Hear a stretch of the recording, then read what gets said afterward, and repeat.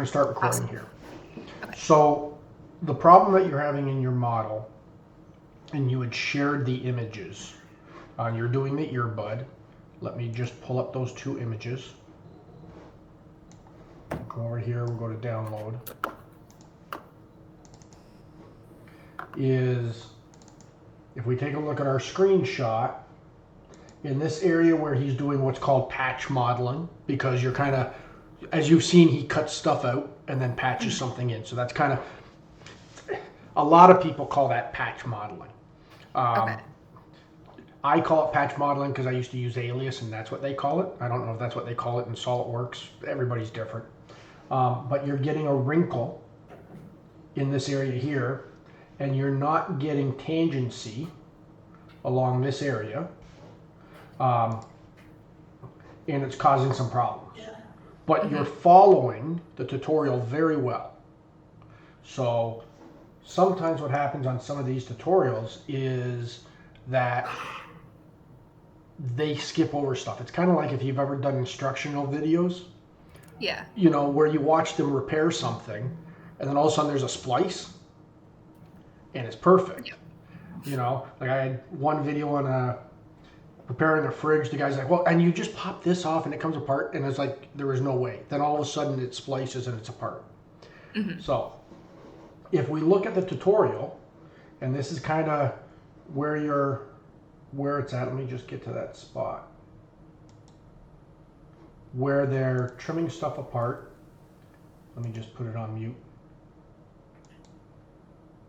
And you're doing the exact same thing. You're cutting out the area, and you're using the split curves to get that shape, and then you're going back and you're filling it in.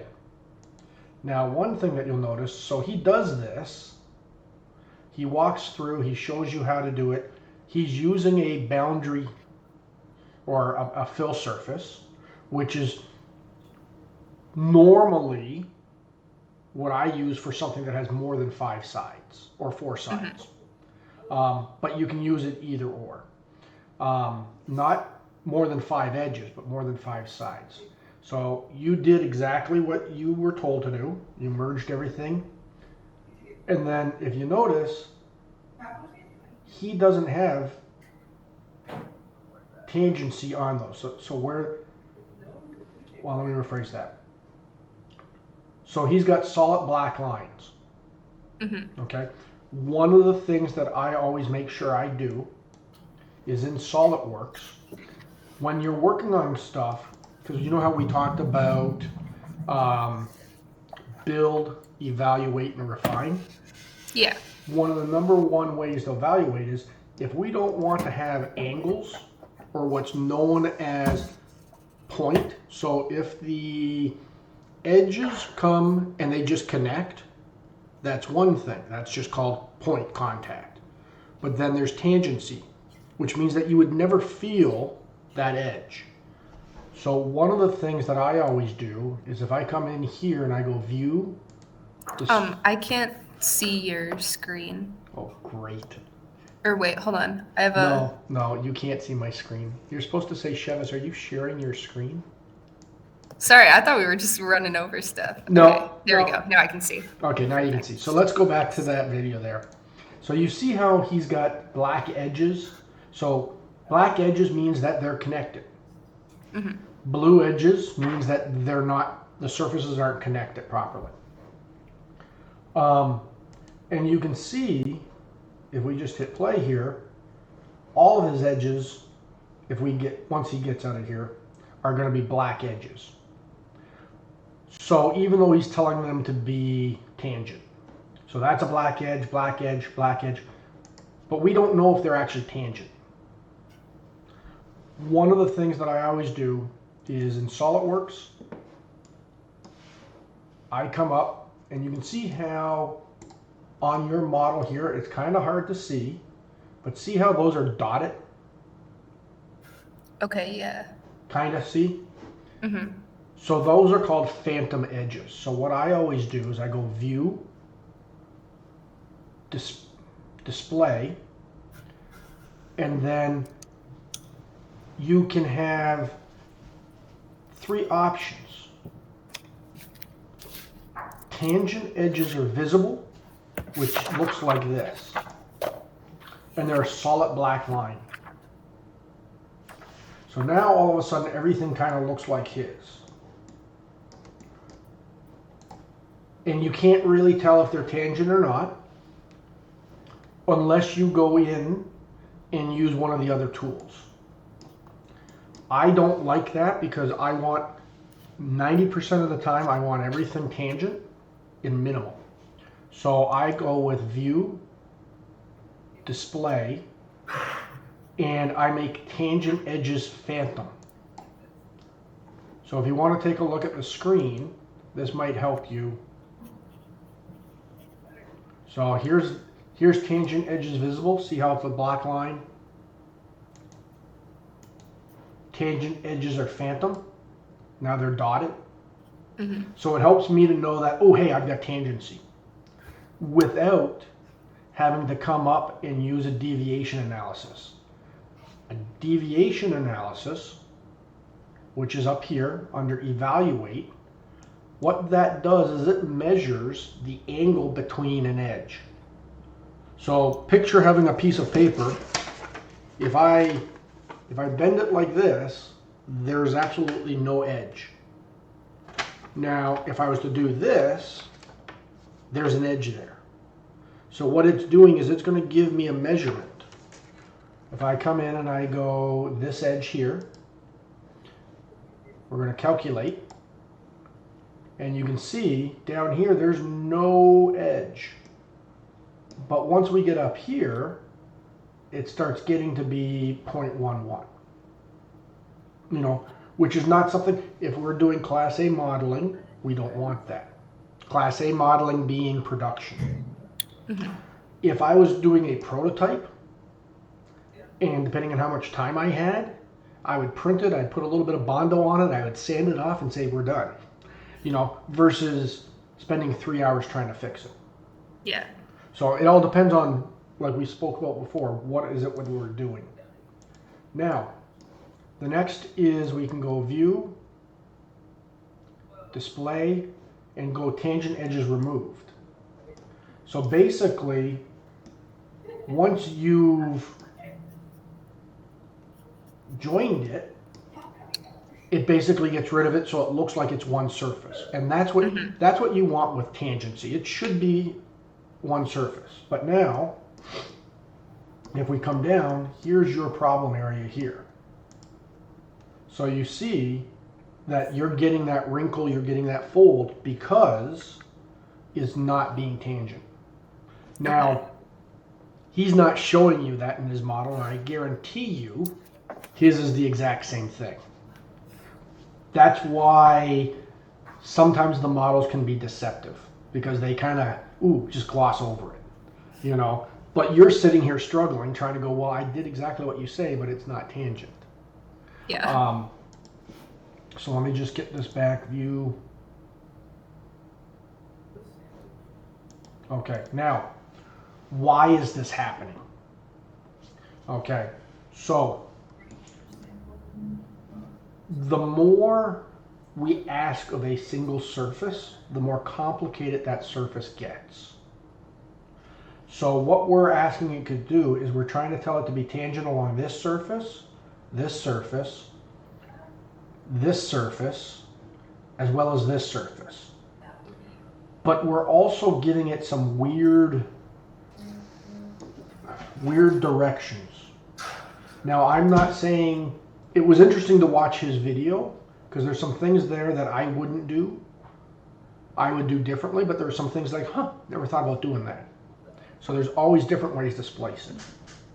Now, part of the problem could be, as I look at this, is we're going from a very sharp transition over a short distance. So it's kind of like trying to bend something very short and get it fast.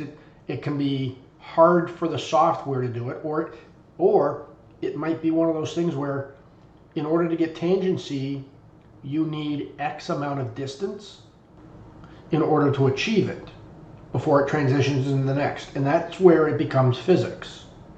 Hard to know.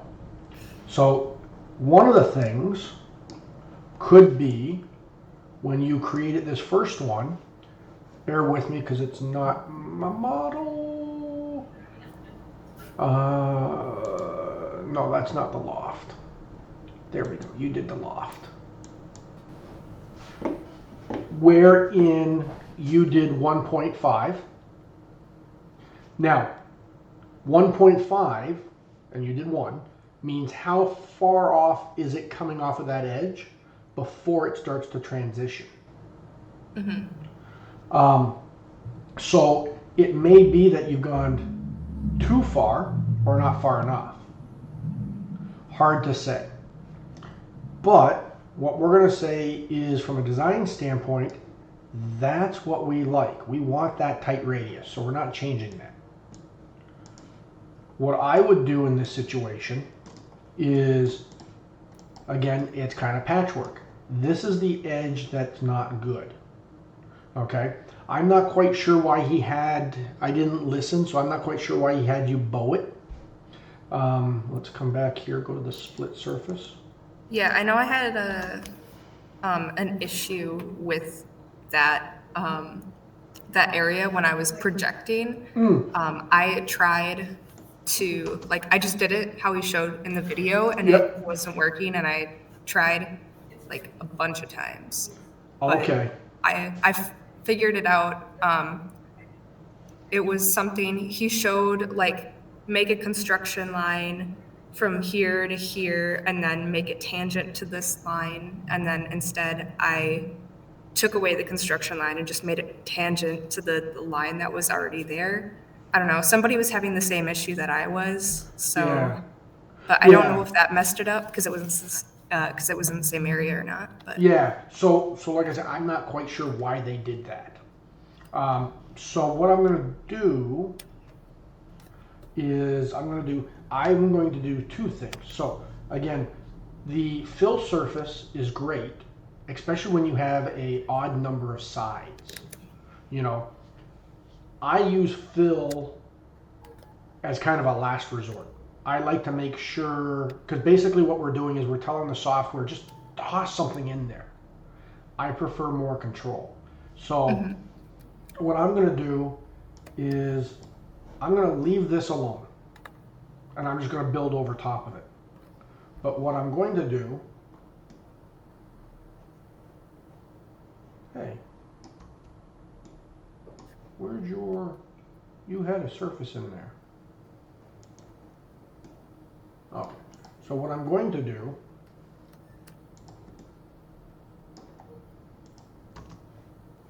no, there we go. So I'm going to draw a new sketch, and I'm going to do the exact same thing. The difference is I'm going to go here, and we'll come up into here. And what I'm going to do is I'm going to basically trim this stuff out. But I'm going to do it without doing the extra curves.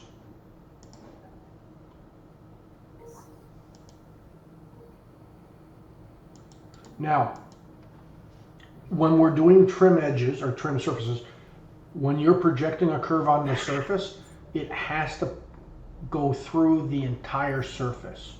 So I wouldn't be able to have this one end here because it doesn't go all the way through. So what we're going to do now is just insert curve, split line. That's this sketch, so I don't have to select the curves. We're going to do a projection, which means it's going to go straight down on that plane. And I'm going to select this surface and this surface. So if we hide that, sketch. Come on, go away. What I can do is come in and I'm going to go surface. And you've done this, so we're going to delete that. Oh, okay. So here's the thing. That surface actually goes all the way back to there, so I wasn't able to do that. That's fine. So what we're going to do is we'll just delete that. that one there. And then we'll delete this because we're not going to use it. So I always, if I have 4 sides, I will always start with a boundary surface. And here I have 1, 2, 3, 4. So I've got easily 2, a start and an end, and 2 rails, even though I have multiple edges. So what I'll start doing is I'll go boundary, and I'm going to select the first edge, and you'll notice if I select here, I want to select down here too.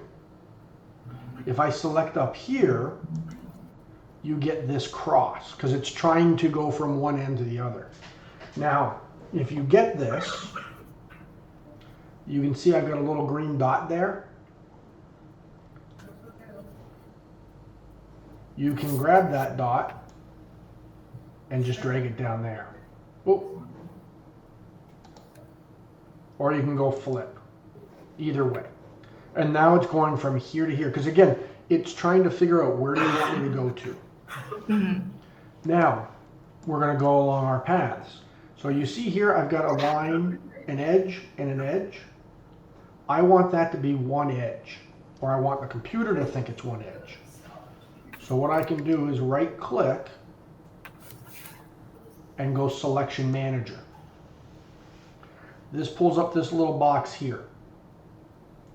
And you can see multiple arrows are there.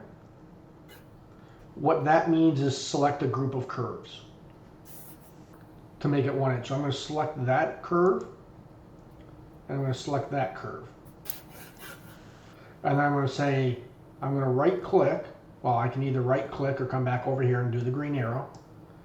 And it says, okay, there's one curve. So it knows now to go all the way along this edge. If not, it would stop right there. So let's do the next one. Same thing. We're going to go Selection Manager.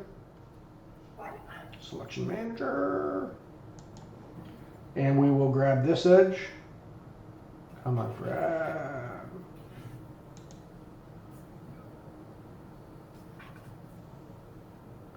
I got to figure out what's going on with my selection.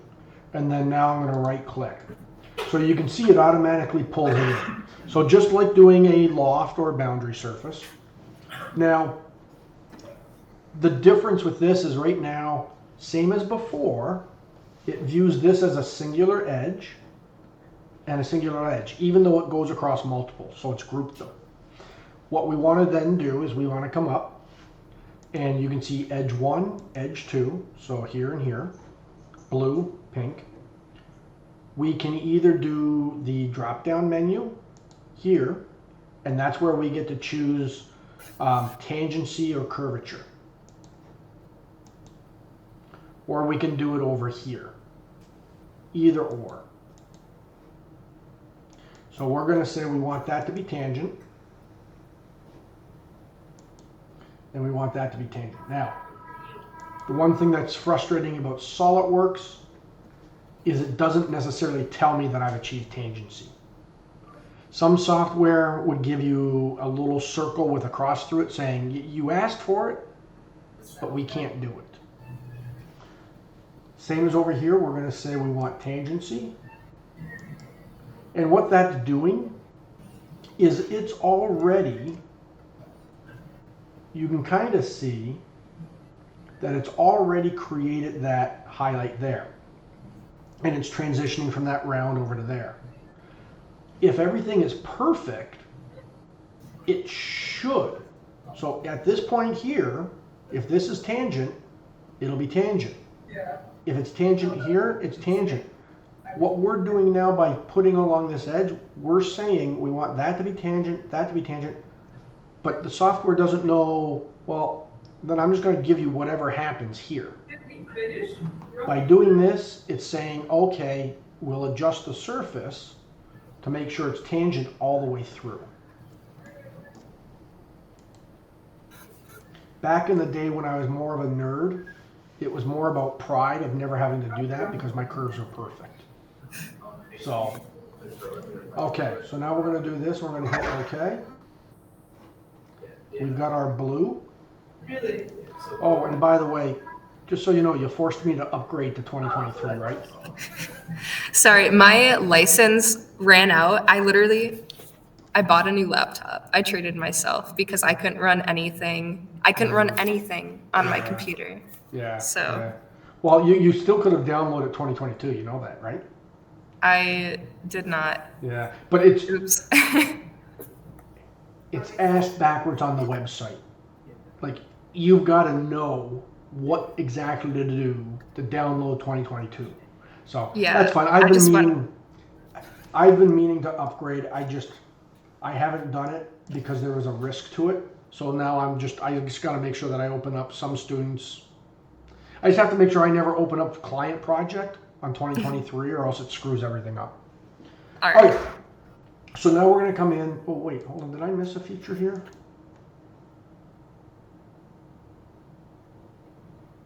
Okay, so yes. So one of the things that you saw on the boundary surface, or sorry, the fill surface, it had that option of automatically knitting it together. We don't have that option on here. But let me also show you something else that is useful. Curvature display. This is, again, build and evaluate.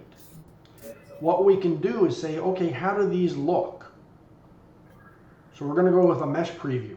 That's a pretty clean surface. If we had, these are what are called isoparms. And it is what is mathematically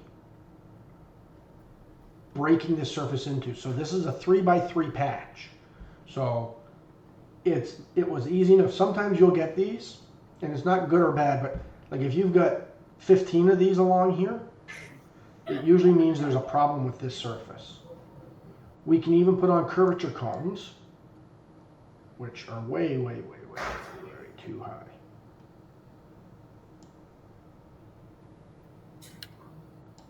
To see what it looks like. Now, if I look at this, there are some things in here I don't like. Because what this surface is doing is when it's above like this, it means it's going like that. When it's low like this, it means it's dipping down. But that's fine. I have no clue if that was the design intent or what. You're following a tutorial. Mm-hmm. So what we don't have though is we can't merge them. So what we have to then do is come out and go knit, and we're going to say knit and knit. In a perfect world, this is all going to be dashed lines. So there we see we've got all of our dashed lines. If we want to evaluate it, we have multiple ways of evaluating. So we can come up and say, well, those are dashed lines, but how perfect are they? We do the deviation analysis. Well, we got a little bit of an angle here, but for what we're doing, it's not bad. No one's going to see it. You're not going to really see that in a rendering. If you see it in the rendering, you know what you're going to do? You're going to airbrush it out. Because again, we have to look at how much time do you spend trying to fix something. Mm-hmm. For this, I'm going to say not much because you're following the tutorial. So we've got a bigger issue here. So for me, as I'm looking at this, the way he built this and how sharp it becomes, that's probably a lot of the issue that's happening. But we don't need to fix it. There's no need to fix it. The next is we can look at curvature. And that just tells us what the rate of change is. So we can see here, if this was all perfect, there'd be a rate of change, but there would be this smooth green would go to that.